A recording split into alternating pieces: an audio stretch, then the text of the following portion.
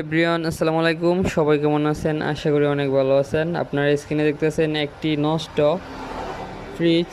এই ফ্রিজের বডির অবস্থা একদম সিরিয়াস এবং আমি ফ্রিজটিকে পুনরায় রিপেয়ারিং করব।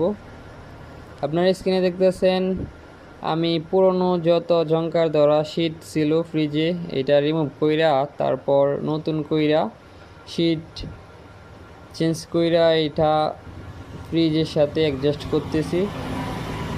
তারপর ফ্রিজের সাথে অ্যাডজাস্ট করে লাগায়া এই শিটের উপর পুটিং মাইরা পুটিংটাকে আমি সুন্দরভাবে সমান কইরা অ্যাডজাস্ট কইরা ঘষা শেষ কাগজ দিয়ে ঘষা তারপর রং কইরা দেব।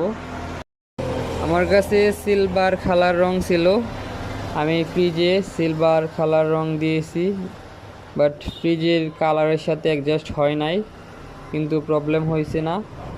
সিলভার কালার রং দিয়েও তারপর ফ্রিজটা সুন্দর দেখা যাইতেছে এবং আগের মতন অরিজিনালিভাবে এই ফ্রিজের দরজা খুব সুন্দরভাবে বডির সাথে অ্যাডজাস্ট হয়ে গেছে, দেখতেছেন স্ক্রিনে।